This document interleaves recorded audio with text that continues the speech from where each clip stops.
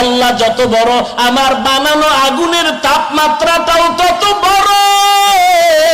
দুনিয়ার আগুন হাতে লাগলে হাত জ্বলে, পাও জ্বলে না, পায়ে লাগলে পাও জ্বলে, হাতে জ্বলে না। জাহান্নামের আগুন এমন ভয়ঙ্কর আগুন,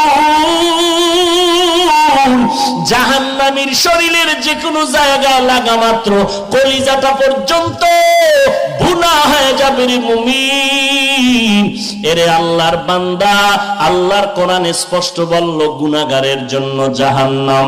জাহান্নামের আগুন বড় ভয়ঙ্কর আগুন, ওই আগুন সহ্য করার শক্তি নাই। তুমি না বুঝলেও আমার আল্লাহ ভালো করে বুঝেন। বুঝার পরে কয়, বান্দা গুনাহ যেহেতু করছো, তাড়াতাড়ি রহমতের দরজায় ফিরে আয়। আমি আল্লাহ চাই না তুই জাহান্নামী গুনাহগার হয়ে কবরে যাবি। ওই কবরের আযাব সহ্য করতে পারবি না রে গোলাম, ওই জাহান্নামের আগুন সহ্য করতে পারবি না রে বান্দা। আল্লাহর পরিচয় নিয়ে আল্লাহকে ডাকো, আল্লাহকে ভালো করে চিনো।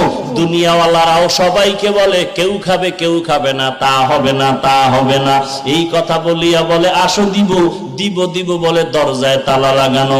আল্লাহ বলেন একটু আমার দরজা দিয়ে তাকায় দেখ, রাতের বেলা ডাকবি আমি আল্লাহকে পেয়ে যাবি, দিনের বেলা ডাকবি আমি আল্লাহকে পাবি। আমি আল্লাহর দরজা কখনো বন্ধ নাই। বঙ্গোপসাগরের মাঝখানে গিয়ে যদি ডাক দাও আল্লাহ, আল্লাহ বলেন আমিও তোর সামনে হাজির হয়ে যাব।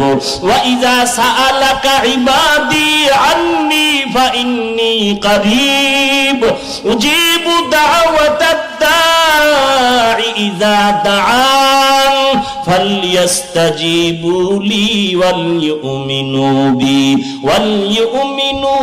বি লাআল্লাহুম ইয়ারশুদুন। আল্লাহ পাক বলেন, বান্দা তুই চাইতে দেরি পাইতে দেরি হবে না। দুনিয়াওয়ালারা চাইলেও দেয় না কেন? চাইতে গেলে বেজার হয় কেন?